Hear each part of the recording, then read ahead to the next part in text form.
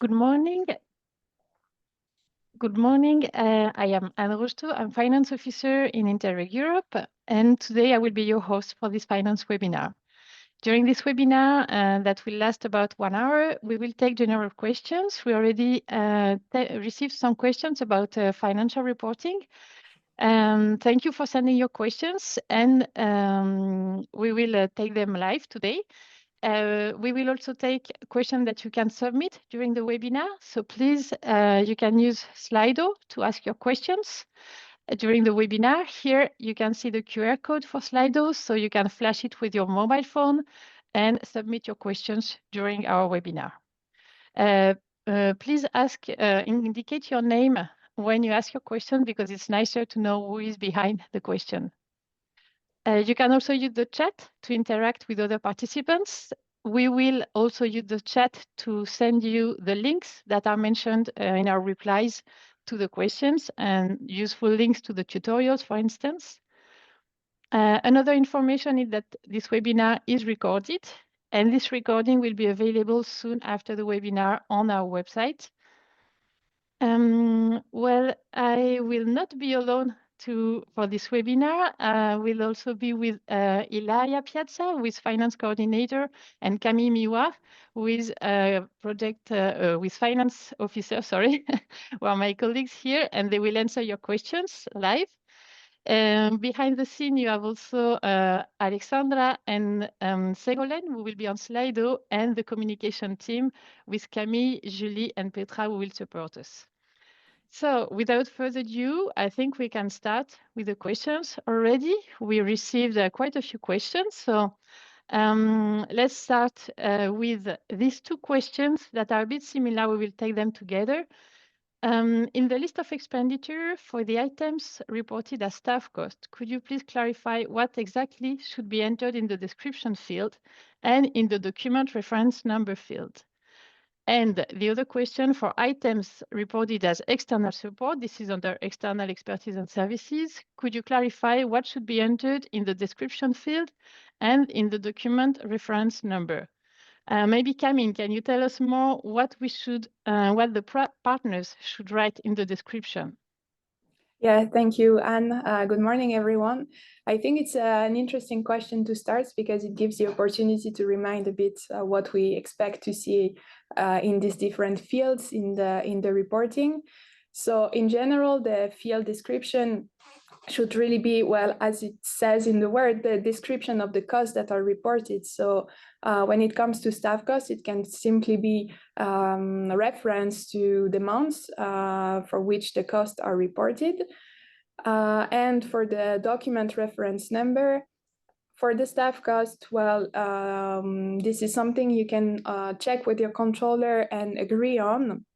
And this field is not mandatory, but check with your controller which kind of reference they would like to see there. It can be the reference of the payslip, the reference of the documents that you are using. For external expertise and services, there is a bit more work to do in the description in general, because we need to understand the type of costs that are reported and the link with the activities that you are also reporting. So for external support, you can explain what is the external support that was provided. Is it for the management of the project? Is it for a specific activity? And to list the tasks that were made by the external provider. For the reference, the document reference number, usually it's the invoice, the number of the invoice. But again, something that is worth to check with your controller. Okay, thank you, Camille. I think in the list of expenditure, there is also a bubble that can indicate a bit more guidance, that indicates a bit more guidance on what is expected in the description. So it's included in the portal and you can use it also. Let's continue with this question. When reporting, what proofs are needed to justify the travels of the associate local authority? And the next one that seems to tackle the same topic, can we use subsistence rates for the associate partners? It seems it's also about daily allowance. It's about associated policy authority, from what we understand from this question. Maybe Ilaria, you can help us? Yes, good morning, everybody. So yes, in case you're a partner who is traveling and is inviting the representatives of your associated policy authority to the meeting, yes, their travel costs can be reimbursed under external expertise and services. So in terms of proofs that are needed, well, of course, you will have to provide a proof of traveling. So for instance, travel tickets, flight tickets if the travel was by plane or train tickets, or I mean any tickets that were used, let's say, for the traveling. Usually you should also have some kind of written proof or written agreement with with the representatives of the associated policy authority, which kind of sets the rules for the reimbursement, or in any case, it can document that you invited them to the meeting and that they agreed to participate. It doesn't have to be a complex or very formal document. It can also be a simple email where you show that, yeah, you had invited them and on which basis you agreed to their reimbursement. Then for the subsistence rates, I think what I understand from this question is that you may refer to the daily allowances. So you can either reimburse their cost on let's say, on what they actually spent, or you can use a daily allowance. This really depends on your internal rules. So if according to the rules applicable to your organization, you can indeed reimburse the cost in the form of a daily allowance to cover their subsistence expenditure, then yes, you can do it. So you should really check what are the rules applicable in your organization for the reimbursement of external people to the project meetings. Thank you, Ilaria. Another question that is from Kariaki. Thank you for indicating your name. Thank you, Kariaki. And I really invite the other participants to indicate your name when you submit your questions. If during the first semester, the only expenditure that occurred are travel and accommodation under the flat rate, and we haven't had any staff cost or external cost report, what should we include in the financial report? Camille, can you please provide some information here? Yeah, thank you. So first, usually it's a bit surprising that there would not be any cost to be reported, especially that in this case here, I understand that some staff were involved because they traveled to the event. But in such a case, if really there is no staff cost to be reported or no external expertise to be reported, then there should not be any, let's say, blank financial report to be submitted. The flat rate, the 15% flat rate for travel and accommodation cost is really depends on the staff cost reported. So if there is no staff cost reported, then there is also no travel cost associated to this.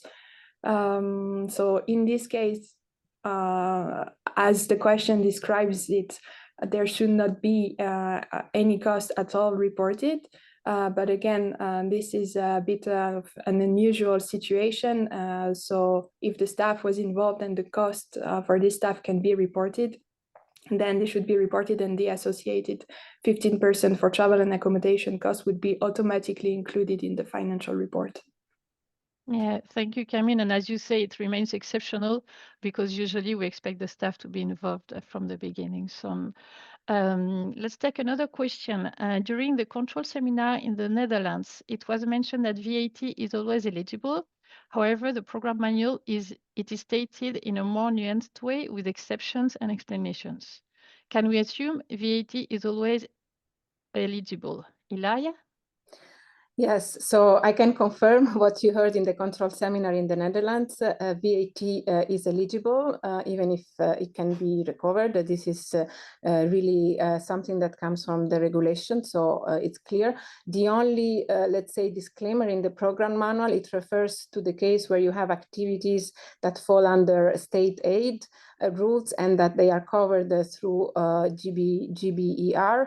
So it's a very specific case, and you may know that in the Interreg Europe, state aid activities are only financed in the case of pilot actions. So it's a very specific case that should not, let's say, be relevant for your regular project activities. And if you are concerned, you would anyway know, because your finance and policy officer would provide you advice about it. So in general, yes, the rule is correct. What you heard in the control seminar, for mostly all cases, VAT is eligible, and only if you have stated, then there are specific rules, but you should not worry about it. It probably doesn't concern you in this case.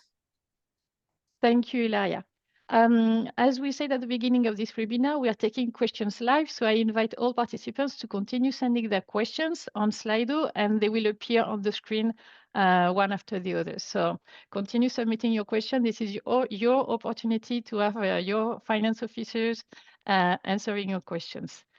Let's take another one. Should we always report the real cost in the portal, even if they exceeded the budget, or should we adjust the reporting to stay within the budget? For example, not reporting 1 month's salary cost, if we don't mind whether those costs will be reimbursed or not.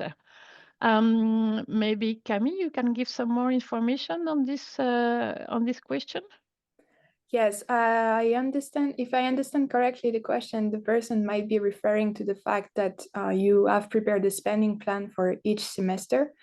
So what I can say is that if you, the reality of the spending, for instance, for the first semester is a bit higher than what you planned in the spending plan, as such, this is not a problem. You can report the cost, so you don't need to cut 1 month's salary, for instance. You can still report the staff cost that you actually incurred, so the real costs that were paid in relation to the project. And you will have to provide a justification in the progress report on why you are spending a bit more than what you actually planned. But as such, this is not an issue, and this shouldn't prevent you from reporting the real cost that you actually spent, especially when it comes to staff cost. Okay, thank you, Camille. I will take this question from Marisa. Saving from core phase can be shifted to follow-up phase. This question seems to be specific to core project, but maybe we can give a reply that is a bit more general. For projects, can we shift budget from the core phase to the follow-up phase? Sorry, no, it's not linked to the core project. It's only about the core phase. I was confusing with another project. So. Ilaria, maybe you can give some answer?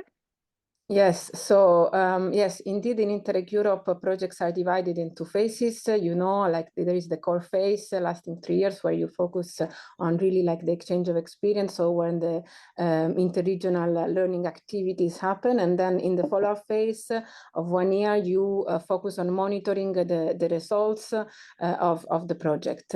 In principle, what is very important is that you stick as much as possible to the spending plan.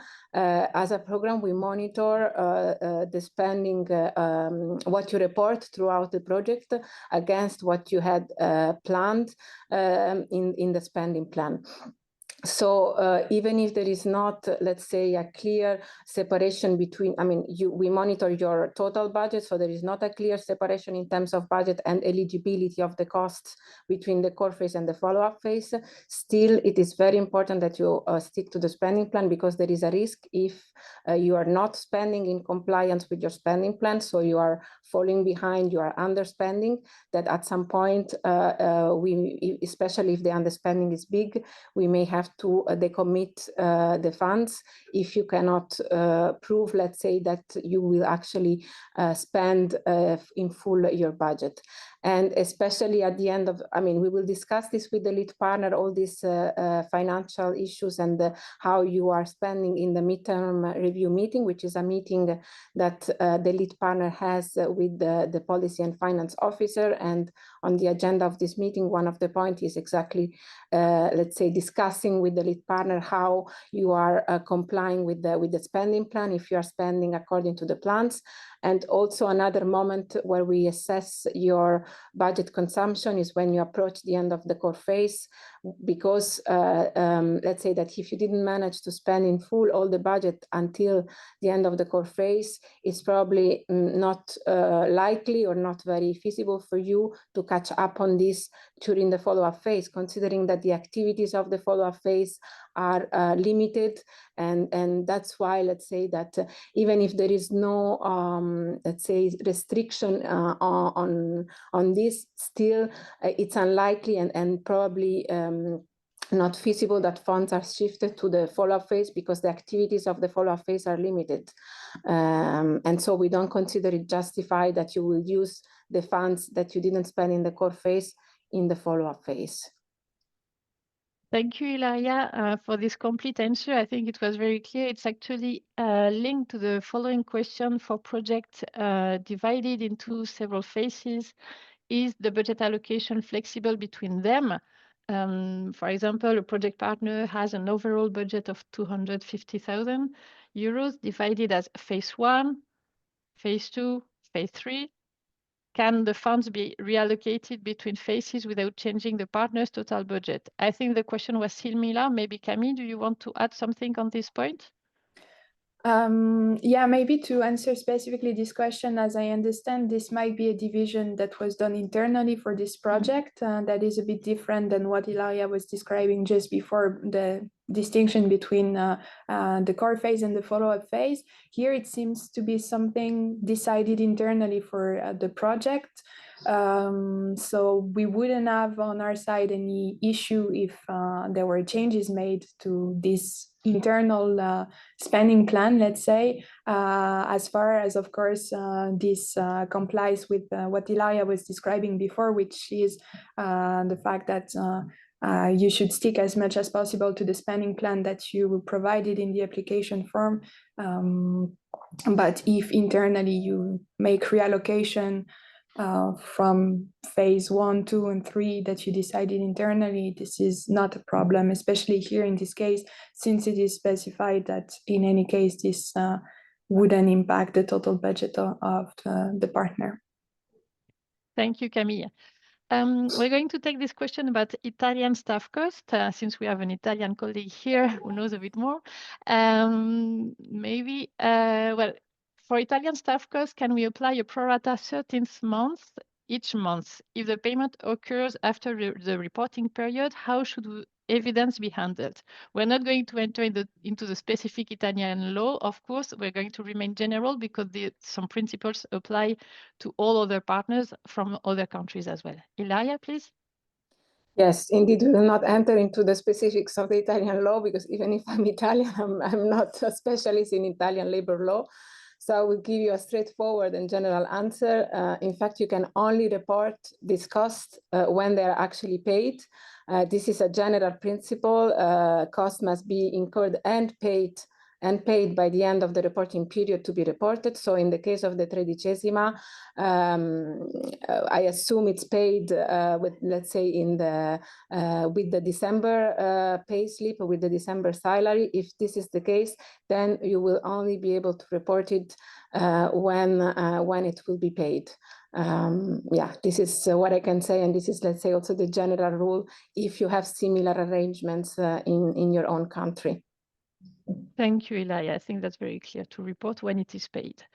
Another question. We have recruited a person to work exclusively on the project with a part-time engagement, 50%. Since this person works solely on the project within the institution, the task assignment letter states this person will dedicate 100% of his working time in the institution. We understand on the project. Is this percentage correct? Camille, what do you think?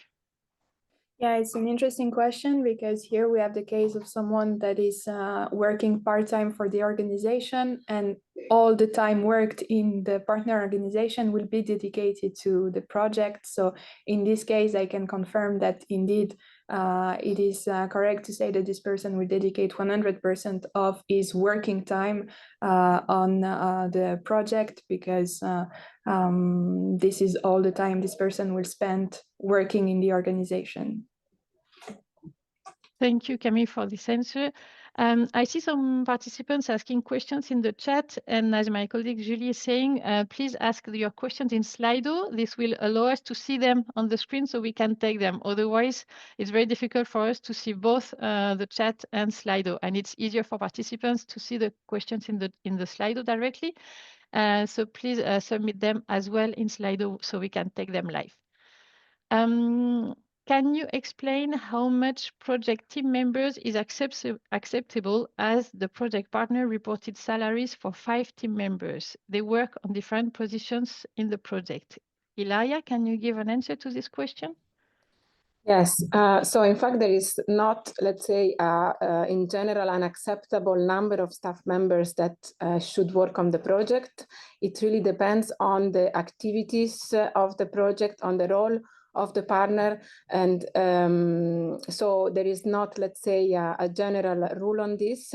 The involvement of the staff must be proportionate to what they actually did in the project and what is the role of the partner. I don't know if this question comes from a lead partner, for instance, who also is in a position and in the capacity to, let's say, assess whether the staff cost reported by the partner and the number of people who are involved in the project corresponds to reality or not. This is really, let's say, also a judgment that can be made only by those who are involved in the project and know the activities and the role of the partner. So there is not, let's say, an acceptable general number for the staff members. It really depends on the project activities and on the role of the partner in the project. Thank you, Ilaria. We continue with the topic of staff cost. I think it's very challenging questions, and it's a very high topic today. We understand that this is very important also for you as partners to make sure that you report properly your staff cost. So let's continue with your questions. Another question on staff cost, it includes only the related cost for salaries to staff of the local public administration with partner within the project, or does staff cost includes also the external people contracted part-time for a specific Interreg Europe project? There is explanation, they are not staff of the local administration. Can you please, Camille, give some clarification between these two type of people working on a project? Yeah, thank you. I think it's also another interesting question because it allows us to give this reminder that you might have different people working on the project, and some might be employed directly by the partner organization. And these are the people for which we would expect their cost to be reported under the cost category staff cost. So really, staff cost is a cost category made for reporting the salary cost, the gross employment cost of the people working on the project directly employed by the partner organization, meaning that they have a working contract, an employment contract with the partner organization. Then you might also have external providers or people, external experts working on the project. And for them, the correct cost category would be external expertise and services. So here in the question, it's specified that they're not staff, and so they don't have a working contract with the partner organization. So it could be external experts involved in the project or an external coordinator. And for this kind of persons working on the project, the cost should be reported under external expertise and services. Thank you very much for this answer, Camille. I think this was a good clarification.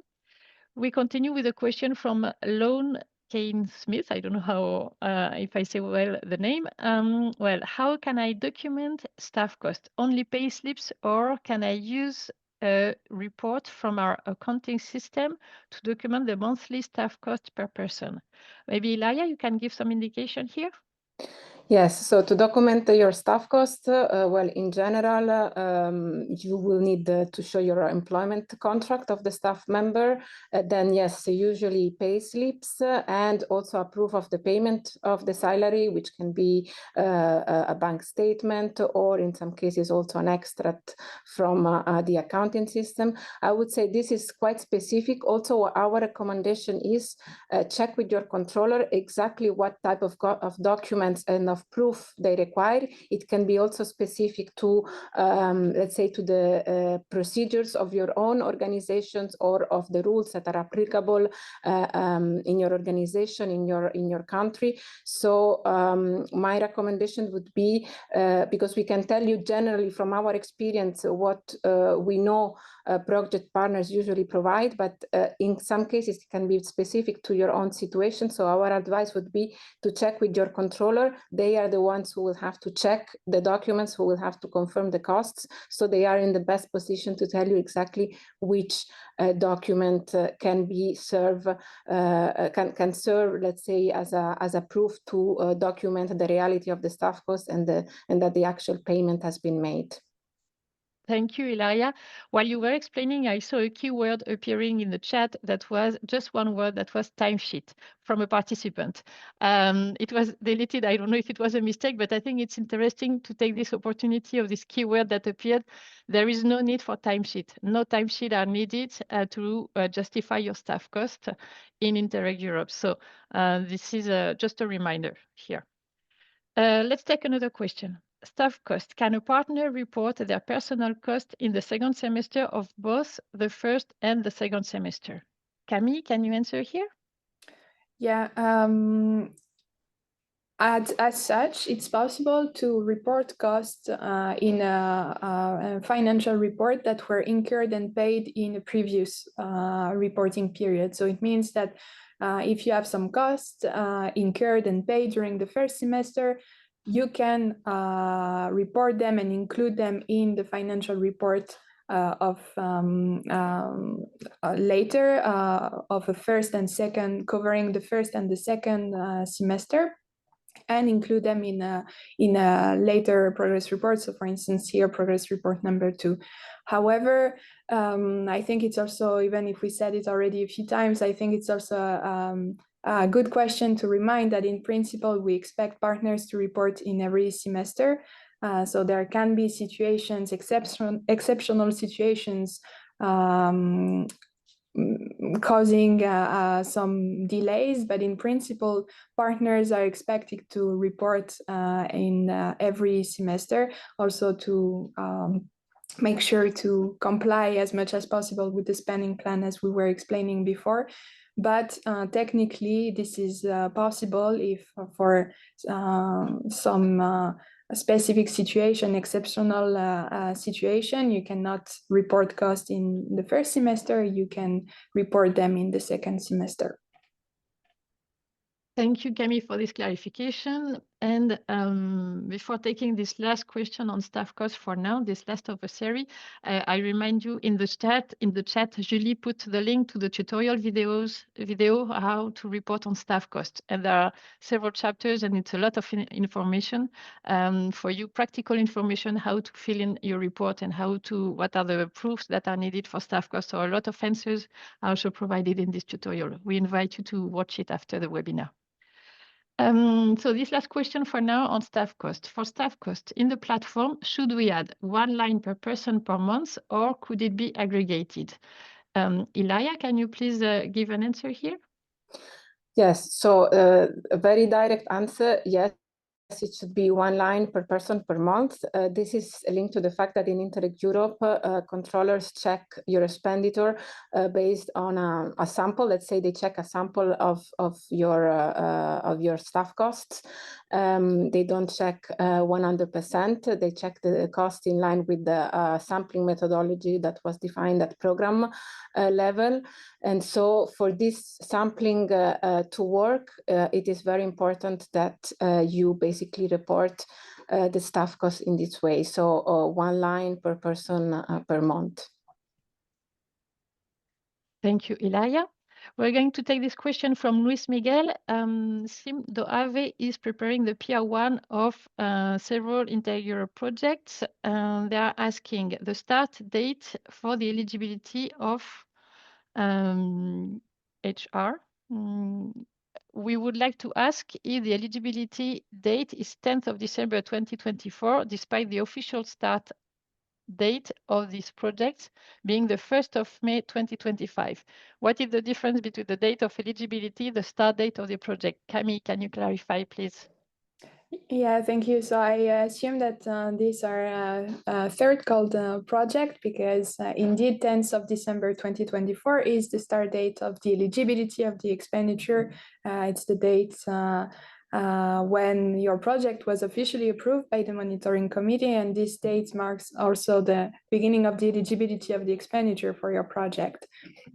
Now, I don't know if by eligibility of HR, Luis Miguel referred to staff costs, but again, what I was saying stands in any case because costs are eligible for your third call project since 10th of December 2024.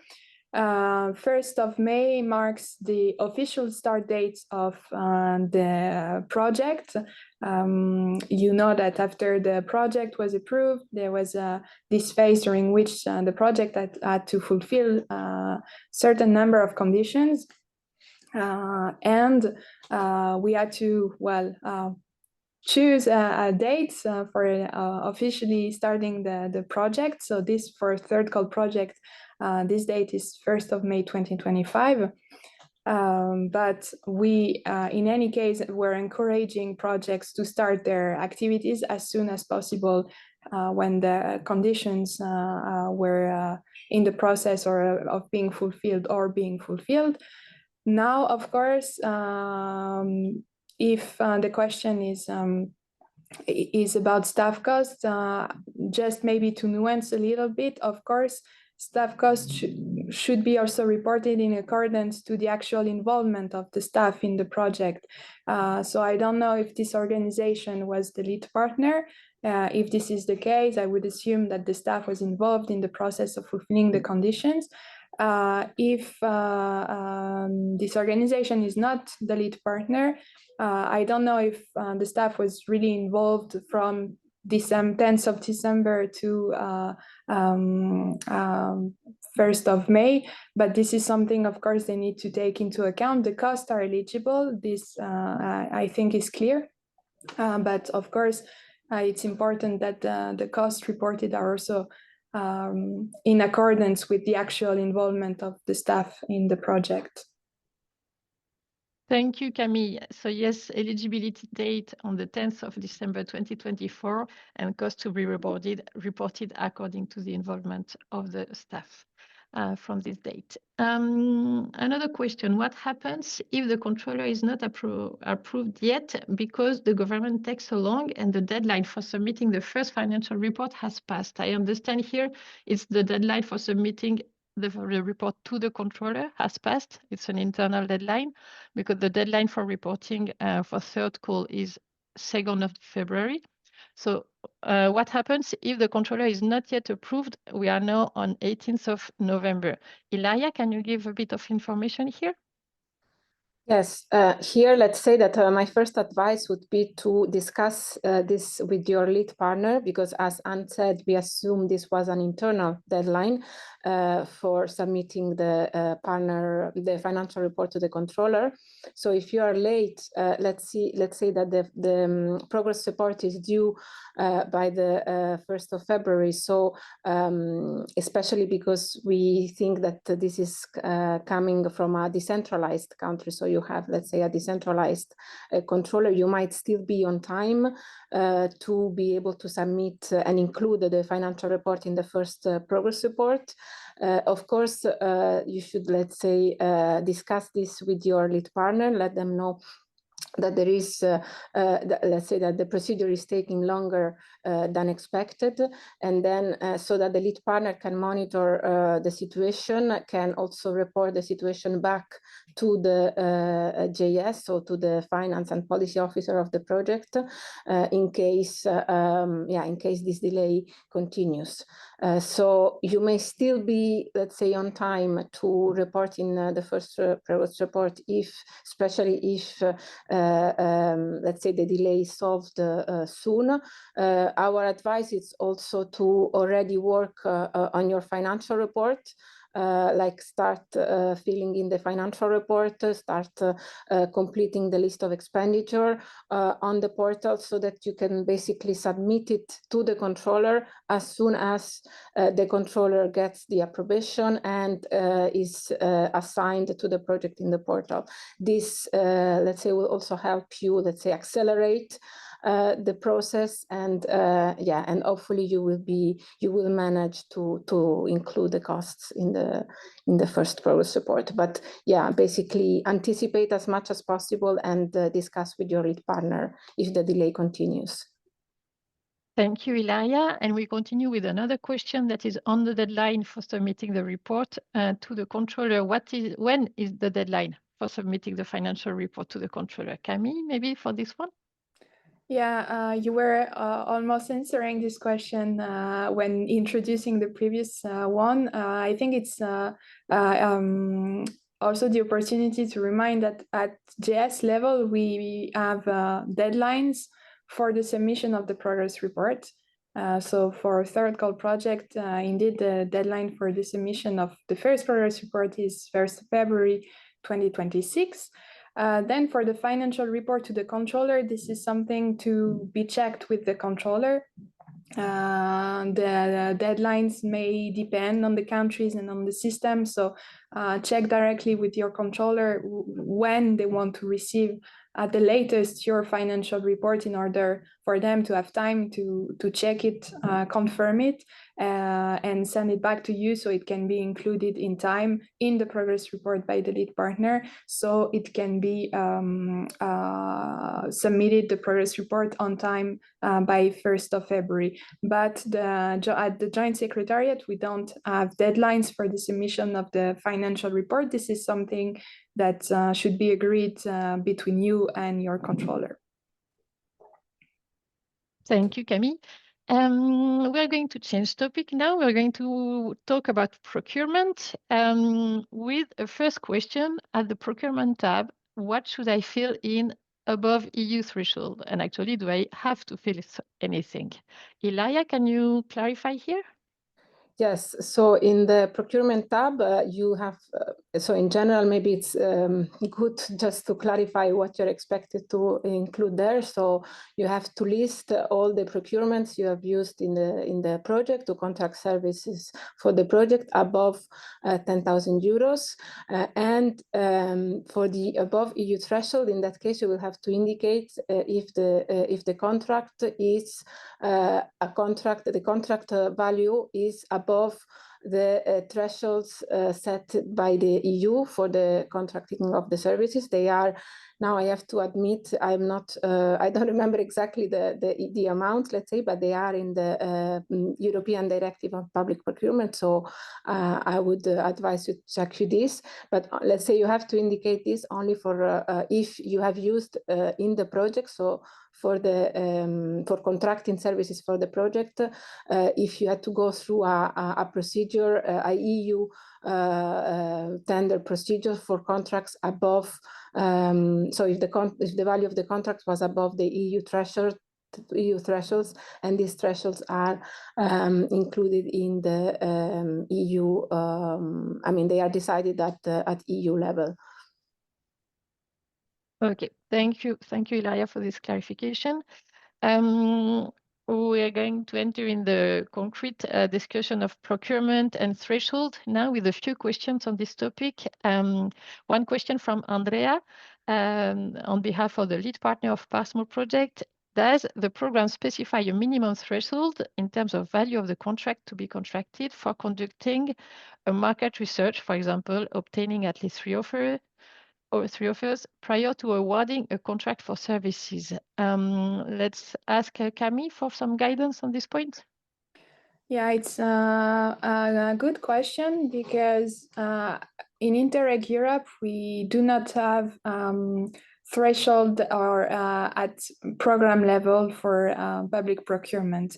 This means that the rules that apply for public procurement are the EU guidance, the national rules, and the rules of the partner organization. But there is no rule at program level as such on the public procurement. So here, for this market research, it depends on the amount of the contract, and depending on this amount, this should be done in compliance with the three rules I mentioned. So EU rules, national rules, and rules of the national partner organization. And usually, as we say, the strictest rule must be applied. So in case of doubt, you should apply the strictest rule. But to summarize very quickly, no public procurement rules at program level directly. Thank you, Camille, for this explanation. Another question on procurement. Do we enter all expenses incurred as part of the public procurement procedure in the tenders tab of the portal, or only those exceeding 10,000 euros? Sorry. Ilaria, can you clarify this point? Yes, so in the procurement tab in the portal, you only need to list the contracts where basically the procedures above 10,000 euros. So let's say to be very clear, it's only those where the value of the contract exceeds 10,000 euros. But as Camille said, it's also important to say that we don't have, let's say, program thresholds, let's say, on public procurement at program level. You have to follow your internal routes, but this 10,000 euros, let's say, is a threshold only for you to know which contracts to indicate in the list of procurement tab. So it's only, let's say, a reference for you to avoid to include also smaller contracts that you may have. It's just for you to know exactly how to fill in this section. So this reference of 10,000 euros, the purpose of this is only, let's say, to know for you which contracts to indicate in this procurement tab is not a procurement threshold. Exactly. Thank you, Ilaria. So as both Camille and Ilaria explained, there is no strict rule in our program for public procurement. There is no threshold. The strictest rule apply at national level, organizational level, European level. So this threshold that is in the portal is not a threshold for procurement. It's only to include the tenders in the portal. Talking about including tenders in the portal, we have a question from Gregors. In the first semester, we used the services of an interpreter and transport. Our institution conducted a tender for these services for the entire year. Do I have to include the tender documents in the report? Camille, can you please explain what we expect here? Yeah, so tender documents, especially when they're related to costs that will be reported, should indeed be included in the portal as supporting document.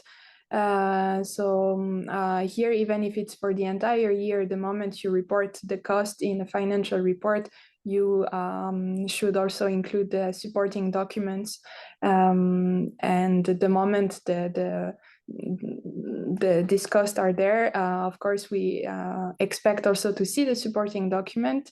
And in case of doubts, maybe it's also the opportunity to remind that in case of doubts on the nature of the documents to be included. First, for the supporting document, there is already a lot of information in our program manual. So you have the list of the supporting documents for external expertise and services costs, well, for all type of costs, but here we are talking about external expertise and services. And then you can also check directly with your controller in case you have a doubt on a specific document. Thank you, Camille. And the next question from Andrea, do we need to launch a procurement for the stakeholder travels if no agency intermediary is used? For instance, the bookings of travel and accommodation is done directly with the service provider. I think this question we already answered several times, both Camille and Ilaria, on the rules for public procurement. the strictest rule apply, as I just said as well. So I think you have the answer clear now from our side, so we can discard this question. Thank you, Andrea. There is another question, probably maybe from the same Andrea, I'm not sure. If travel exceeds the budget allocated per semester, must supporting documents be submitted, or will only 15% of the salary cost be reimbursed? Camille, can you please explain here? Yes, so if you and most actually of the partner organizations have selected the flat rate for travel and accommodation costs, so as we said at the beginning, answering another question, you will get 15% for travel and accommodation costs of the staff costs you report. And this will be automatically applied in your financial report, so there is nothing to be done on your side, let's say. Now, so for the supporting document, well, this is the perks of the flat rate. You do not need to submit a supporting document. It's a flat rate, so the controller will check that the staff costs are correctly calculated. And then there is no need to provide any supporting document for the travel cost.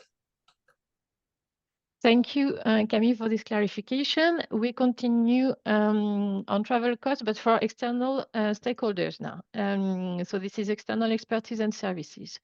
Do we need a boarding pass for external travelers, or is the ticket invoice and signed participant list enough? This is the rule for external expertise and services that is different from the flat rate. Ilaria, can you explain what we expect? Yes. So, I mean, in general, as I said before, this kind of specific, let's say, questions on which precise documentation you should provide to your controller, the advice is always check with your controllers what they require. From our experience and what we have seen usually is that the ticket and also the signed participant list may be enough proof, but we also know that there might be controllers who are more demanding and more strict on this, and they may require that the person also keeps the boarding pass. So it really depends on the controller, and we would really advise to check this kind of specific questions on the supporting documentation with them, because they will be the ones who will check the documents. So you want them to be happy and satisfied, and the ones saying if the documentation is complete. Thank you, Ilaria. We are going back to the travel of the staff. This is the other cost category, travel and accommodation of the staff. So here, if a colleague who is named on a project cannot attend an event, and a person not named on the project but who is employed by the same body, with the partner, we understand, is sent instead, what needs to be evidenced, or is the person's travel covered under the project member's 15%, the flat rate for travel and accommodation? How does it work, Camille? The rule is quite clear. The cost category, travel and accommodation costs, so for most of the partners, meaning the 15% flat rate, is there for all staff of the partner organization. So if the person who is usually working on the project cannot attend an event, and another person who might not be involved on the project but working for the same organization is attending the event instead, these costs are covered in any case by the 15% flat rate, so they should not be reported in another cost category.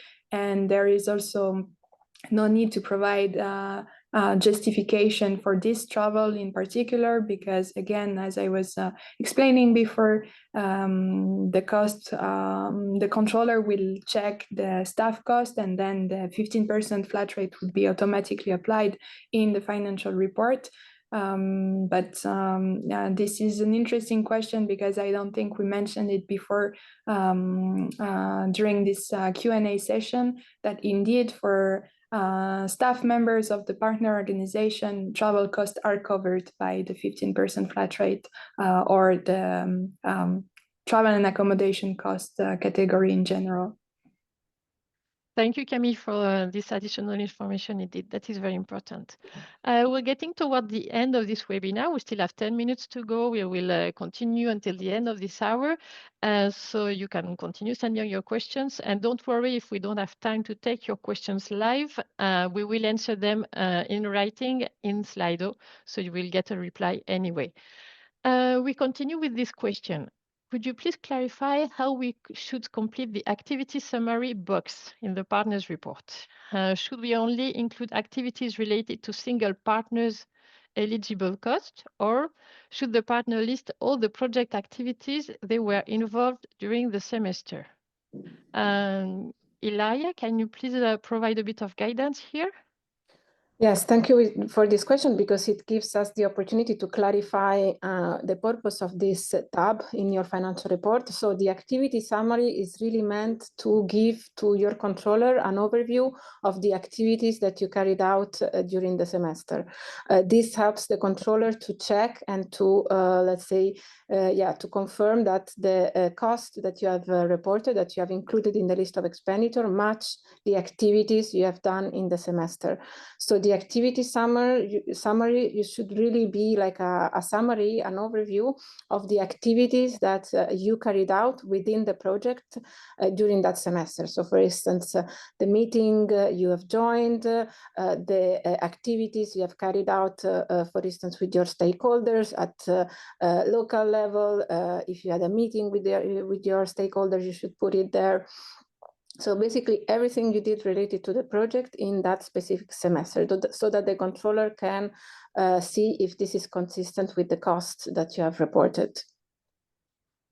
Thank you, Ilaria, for explaining this activity summary section in the partners report. The next question, I think we took this one or a very similar one at the beginning of the webinar. So I invite you, if you're looking for this answer, to watch this webinar when the recording is available.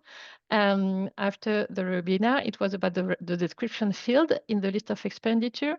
So I will go to the question from Patricia. Our institution is the coordinator of a project. We noted that we cannot see the supporting documents for the list of expenditure for the other partners. Is this correct? How can we, as coordinators, as lead partner, check the expenses of our partner to help them? Maybe, Camille, you can give some guidance to this lead partner? Yeah, so I can confirm that this is normal, that you as lead partner cannot see the supporting document of your partners. This is the way the system works. So only the partner and the controller of this partner can see the supporting document. And this question also gives me the opportunity to clarify that the lead partner doesn't check the expenditure reported by the partner before the controller. The controller will check everything, the supporting document, the cost reported, also the compliance with the public procurement rules, etc. So this is really the job here of the controller. You as lead partner, you will have the opportunity, once the report is confirmed by the controller, the partner will submit it to you. And this is the moment where you will have the opportunity to screen it and make sure that it is coherent with the activities that took place, and putting a special focus on the description of the costs that are reported, especially under external expertise and services.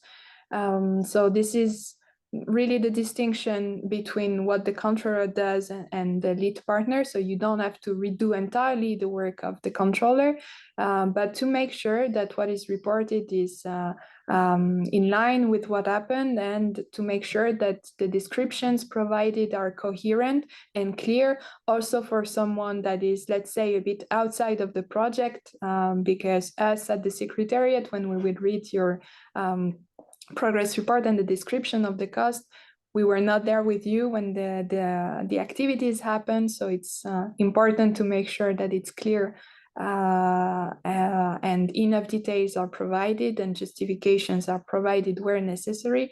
But it is normal that you do not see the supporting document because, again, this is only something for the controller and, of course, the partner reporting discussed. If they have a specific question and they are asking you a question, this is something that you can see outside of the system, or they can also check directly with their controller if they have a doubt on the supporting documents directly. Thank you, Camille, for this explanation. We are going to get back to staff cost and discuss this assignment letter. It should specify a fixed assignment percentage that covers the entire duration of the project. However, in one semester, we worked less than planned. Can we report a lower percentage for that semester than the one indicated in the assignment letter? This question is the same as Christiana, who is also asking this question lower on the screen. Can Elia, maybe you can give a bit of information here, how to manage the assignment letter and the fixed percentage? Yes, the idea of assigning a fixed percentage is really to come up with a fixed percentage for the entire duration of the project. Of course, it can happen that in a specific semester you may work a bit less, but this doesn't mean that you should report less for that semester. It can also happen that in another semester you will work a bit more, and this will compensate. The idea is to set an average. Also the logic behind the fixed percentage is also to make your life easier. Of course, first of all, you don't need timesheets, but also it would be, let's say, counterproductive and also not really simplified if you had to adjust the percentage each semester to the actual workload.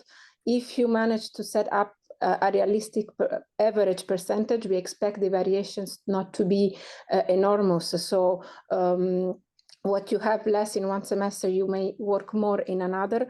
The important thing is that you set an average for the whole project and you don't adjust the percentage in each semester to the small variations in the workload, because this would not be easy for you anymore. And the purpose of the fixed percentage is to make your life more simple. So no, you don't have to report against and adjust the percentage each semester. This is not at all the point of the fixed percentage. Only if there are really a permanent change in your workload and your tasks, then you may need to adjust the percentage. If a colleague suddenly took over some tasks, or there was really a change of responsibilities among the colleagues that requires an update of the letter, this may be justified, but not each semester. That's not the purpose of the fixed percentage. Thank you, Ilaria. We still have a lot of questions that you sent in Slido, and thank you for this. We won't have time to reply to all of these questions live, so we will still take live the questions that we can see on the screen, and then we will close the webinar and we will reply in Slido to your questions. So you will get an answer, but in Slido. Let's take this question from Lone K. Smith. We have a budget for communication material, audiovisual communication material for local events and contribution to project tool. We have expenses for T-shirt with project logo to promote the project. Is there any chance that expense being eligible without formal agreement? I think Camille will give a very straightforward answer to this question. Yeah, unfortunately, T-shirt with the project logo is not really a promotional material, especially if this was not checked in advance with the Joint Secretariat. Just maybe to add a few words that adding the project logo doesn't turn necessarily something into a promotional material, but for this kind of giveaways like T-shirts, you need to get the approval of the Joint Secretariat. So you need to check in advance before being able to report the cost. If you didn't get the green light from the Secretariat, then unfortunately this cost cannot be reported. Thank you, Camille. A question from Oliverio. What happens when the declared expenditure of one of the project partners exceeds the 20% flexibility rule in one or more reports? Can we give a brief guidance on the flexibility rule here, Ilaria? Yes, so according to the flexibility rule, it is possible for a partner to exceed their budget up to 20% of the total budget if this is compensated by another partner or other partners underspending. So, of course, the total Interreg funds awarded to the project can never be exceeded. So this budget excess must always be compensated by an underspending for other partners.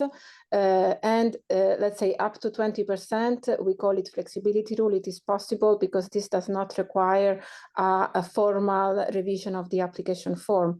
It has to be reported in the progress report and it has to be justified in the progress report. This is in a nutshell how the flexibility rule works, and you can also check on our website. There is a tutorial on the flexibility rule. If you want to check and have a look at it, it explains a bit more in detail how the flexibility rule works. Of course, it's up to the lead partner to monitor this kind of budget changes among the partner. Now, to go to the question, if, and this is something, let's say, that could happen, I don't know, like more at the end of the project, you are a third call project, so you are still at the very beginning, but if towards the end of the project, there is a partner that exceeds the 20%, this would give an error message in the portal.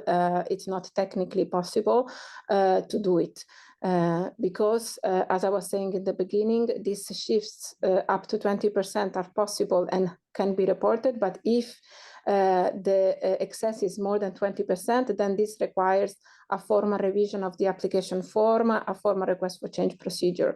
So it's technically not possible for a partner to report more than 20% on their budget. They would be stopped and have an error in the portal if they try to do so. Okay, thank you, Ilaria. It's already 11 o'clock and 2 minutes. We will take one last question from Lucrezia because it was already on the screen, I promised it. But then we will have to stop and we will answer in writing the next questions. Christina, the question was taken live already. It was submitted twice. So let's take this question from Lucrezia. Can a local stakeholder simultaneously be a local stakeholder and an employee directly hired by the partners organization for 20% of their time? Maybe Camille, you can explain the limits here. Yeah, I'm not sure to fully understand what is the arrangement here, but maybe to clarify that if an organization is directly a partner in the project, then they cannot be a stakeholder in the same project. Then if the person is working in two different organizations, well, this is also something to be checked to make sure that there is also no specific issues or conflict of interest, but to clarify, if a partner organization is directly involved in the project, they are not considered as a stakeholder of the same project. Okay, thank you, Camille, for this. I'm sorry for the last participants. We're going to answer in Slido the last, maybe we could, no, well, okay. I said we close. We will answer in Slido the last questions. There are more questions in Slido, so you will have access to it. You will see the answers from the JS in Slido directly. I hope, well, there were a lot of questions and we thank you for that. Thank you to all participants for all your interesting questions. I hope it was useful to you and that you get the answers you needed. Thank you to our speakers. Thank you to Ilaria and Camille as well. well. Thank you to the communication team behind with Petra, Julie, and Camille. And thank you to Ola and Ségolène, who were on Slido as well, managing the questions. You see on your screen the evaluation form. Please take 10 seconds to complete and to tell us what did you think about this webinar. And you can give us some feedback. It's always useful for us to improve our webinars. You see also in the slide, there are some links to the tutorials and materials that were shared in the chat. This is the materials that you can watch to see how to report your finance, how to fill in your finance report. There is a lot of resources on our website, so don't hesitate. There is, of course, our Bible, the program manual, always, and we invite you to check it. If you have more questions, we remain available. We remind you the lead partner principle is if you are a partner, you ask your question to the lead partner who has sometimes more experience and more information from the JS so they can support you in implementing your project. If you have a lead partner and you still have some doubt, you can email, contact your finance and policy officers. We are here to support you also in implementing and preparing your reports. The recording of this webinar will be available soon, as well as these slides with the links to the more tutorials, to more guidance. So thank you again all for your questions, and we wish you all the best with your projects, and we look forward to receive your first report. Have a good day.